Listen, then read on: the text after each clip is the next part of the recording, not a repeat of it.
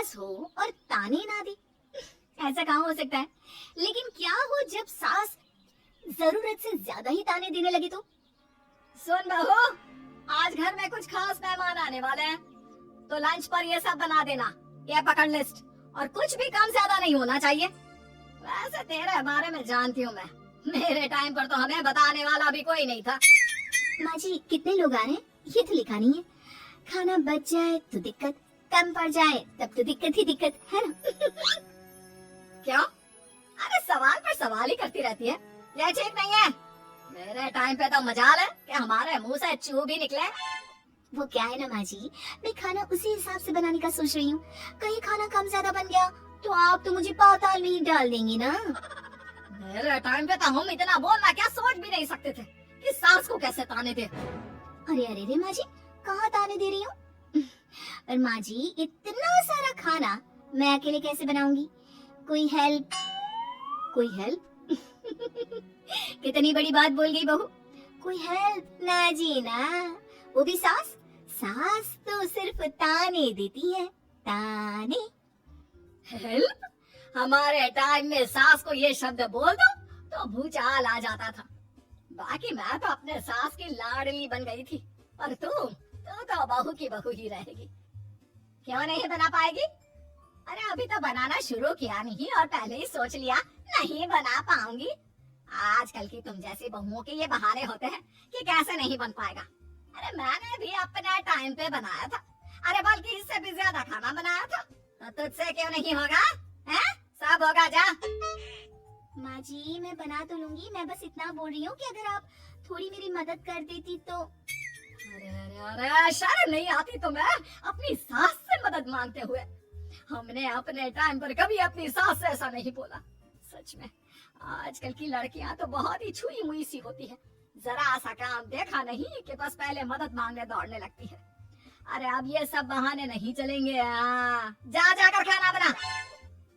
हमारे टाइम पर हम ये करते थे, हमारे टाइम पर हम वो करते थे। हाय रे ताने। फिर शाम को, अरे बहू कहाँ चले गए, मुझे ये सामान पकड़ा जरा। हमारे टाइम पर मजाल है कि हम सास के साथ खड़े ना हो। हाय रे, क्या करूं? बस कोमल तैयार हो जा ताने खाने के लिए। काश इस औरत के समय में मैं होती तो देखती ये क्या क्या करती थी अपने टाइम पर। माँ जी यही हूँ, बस चिंटू को पढ़ाना था। अरे हमने भी बच्चे पढ़ाए हैं हमारे टाइम पर, चिंटू को बाद में पढ़ाना। जा पहले वो कर जो कहा है। बहू बेचारी क्या करती, बच्चे को छोड़कर लग जाती है सास के साथ। हमारे टाइम पर ना, फिर तो सास बोली जा रही थी और बहू सुनी जा रही थी। अगले रोज, क्या हो गया चिंटू, क्यों रो रहा है?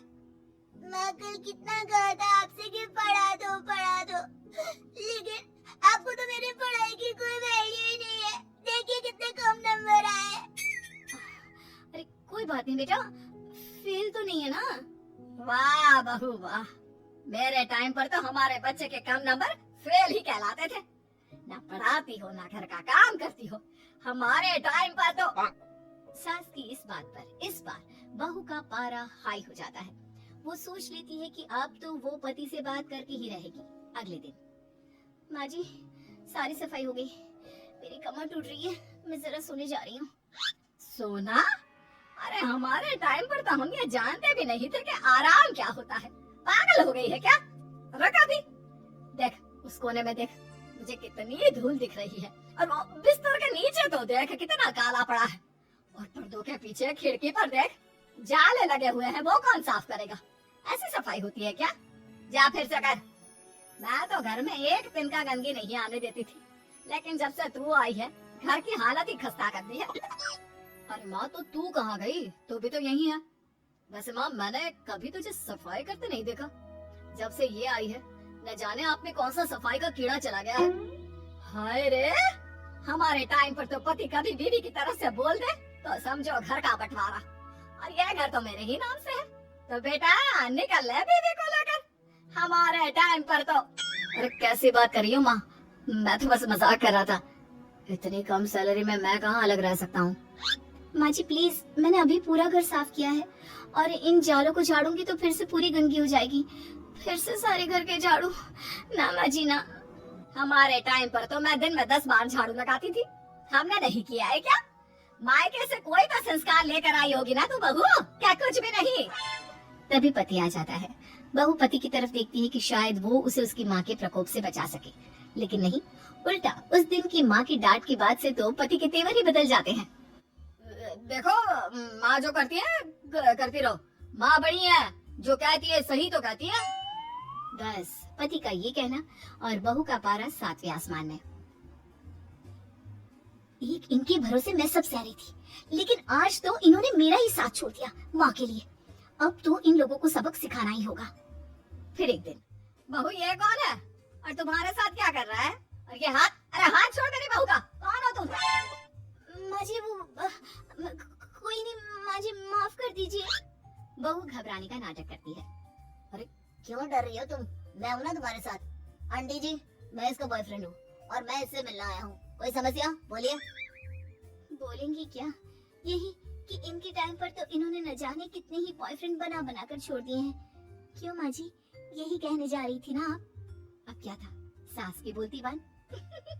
कैसे कहे कि उनके टाइम पर बहू ये सब ठीक नहीं है। मेरे टाइम पर।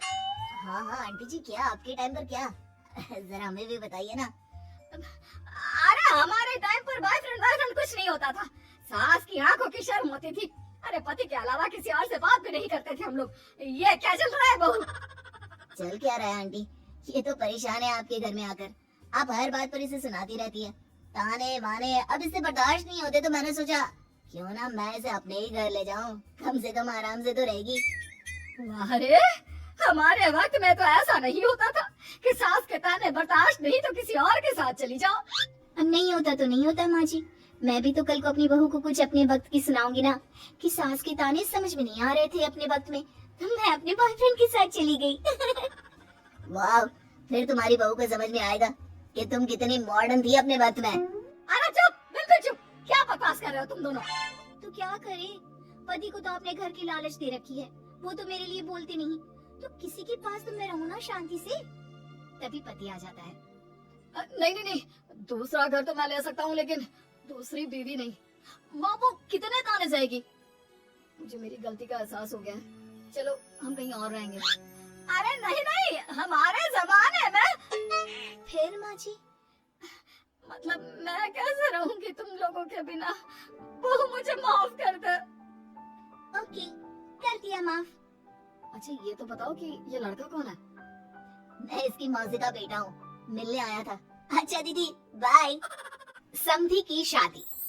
इस कहानी की हीरोइन गंगा है, जो अपनी समधन की मौत के बाद अपने समधी के अकेलेपन को समझते हुए समधी की दूसरी शादी करवाती है, लेकिन उसकी बहू इस बात से बिल्कुल खुश नहीं होती।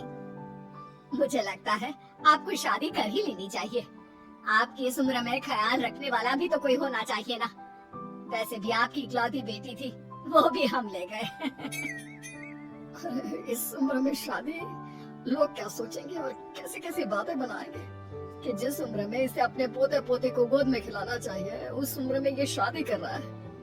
ऊपर से नव्या क्या सोचेगी मेरे बारे में कि माँ को गए हुए 1 साल भी नहीं हुआ और पापा ने दूसरी शादी कर ली। मुझे नहीं लगता इस शादी से नव्या को कोई परेशानी होगी, उल्टा उसे खुशी मिलेगी कि उसकी गैर मौजूदगी में उसके पिता का कोई ख्याल रखने वाला है। क्यों नव्या, सच कहा ना? हाँ मम्मी जी, आप सही बोल रही हैं। ये बोलकर वो अंदर चली जाती है। लीजिए, अब तो आपकी बेटी ने भी हाँ बोल दिया। रही लोगों की बात, तो लोग तो कभी किसी की खुशी देखकर खुश हो ही नहीं सकते। अगर आप लोग खुश रहेंगे तब भी वे बातें बनाएंगे, और अगर आप दुखी भी रहेंगे तब भी बातें बनाएंगे। इसलिए अच्छा यही होगा समधी जी कि आप उनके बारे में सोचना छोड़ ही दीजिए। समधी को सास की बात सही लगती है। वो भी सोच लेते हैं कि बच्ची जिंदगी के लिए कोई हमसफर बना ही लेंगे। आप ठीक बोल रही हैं। जब मेरी प्यारी बिटिया नव्या और उसके ससुराल वालों को मेरे इस उम्र में दूसरी शादी से कोई दिक्कत नहीं, तो परेशानी कुछ है ही नहीं। ऐसे ही सास समधी की दूसरी शादी करवाती है और फिर समधी के घर आ जाती है बहू की नई माँ। कुछ दिनों के बाद बहू अपने मायके अपने पापा और नई माँ से मिलने आती है। मेरा बच्चा इतने दिनों बाद मुझसे मिलने आई है, इधर बैठ। मैं तेरे लिए कुछ अच्छा सा बना कर लाता हूँ। तेरे फेवरेट पास्ता खाएगी ना? पापा आप क्यों? वो कहाँ है? मुझसे बोल दीजिए। आप मेरे ही पास बैठकर बातें कीजिए ना। उन्हें क्यों लेकर आए? कोई चैरिटी थोड़ी ना कर रहे हैं। इस उम्र में घर मिल गया, और क्या चाहिए? तभी नई माँ घर में आती है। बेटी की बात सुन रही होती है और सुनकर बहुत दुखी हो जाती है। वो अच्छा, तुम्हारी नई माँ वो जरा किसी काम से बाहर गई हुई है, आती होगी। मैं तब तक तेरे लिए कुछ अच्छा सा बना कर लाता हूँ। ठीक है पापा। लगता है नई माँ के पैर बाहर ही रहते हैं, और आपको ही बनाकर खिलाना था तो क्या करें, छोड़िए। ये बोलकर वो घर में घूमने लगती है और चीजों को देखती है। इनको घर में आए हुए थोड़े दिन नहीं हुए और ये घूमने भी जाने लगी है, वो भी पापा को घर में अकेला छोड़कर। आने दो, एक बार इनकी खबर लेती हूँ। वैसे घर को तो बड़ा सजा कर संवार कर रखा है। चलो, ये तो खूबी है, कम से कम पापा को साफ कर शौक भी है। इतने में नई माँ घर में आती है। अरे नव्या बेटा, तुमने पहले बताया होता तो मैं जल्दी घर आ जाती। तुम्हें नहीं पता मुझे तुमसे कितनी सारी बातें करनी है। कैसी हो बेटी? बेटी? हाँ, वैसे अब तो मैं आपकी बेटी हो ही गई हूँ, ना चाहते हुए भी। खैर, आप गई कहाँ थी? शादी हुए कुछ दिन भी नहीं हुए और आपने घूमने जाना भी शुरू कर दिया। पापा का ख्याल रखने के लिए शादी करवाई है आपकी, जानती है ना? नव्या, ये तुम क्या बोल रही हो? मैं कहीं घूमने नहीं बल्कि एक दोस्त से मिलने गई थी। उसकी तबीयत थोड़ी ठीक नहीं, इसलिए वो क्या है ना, शादी के चलते उससे मिलना नहीं हो पाया तो आज चली गई। अच्छा, वो भी पापा को यूं घर पे अकेला छोड़कर? आपके लिए आपका ये परिवार ज्यादा जरूरी है या आपकी दोस्त? देखिए, ये ठीक नहीं है। इतने में पिता आ जाते हैं। अच्छा, तुम आ गए। आओ, चलो तीनों मिलकर बैठ के खूब सारी बातें करते हैं। माँ कुछ नहीं कहती, चुपचाप अंदर चली जाती है।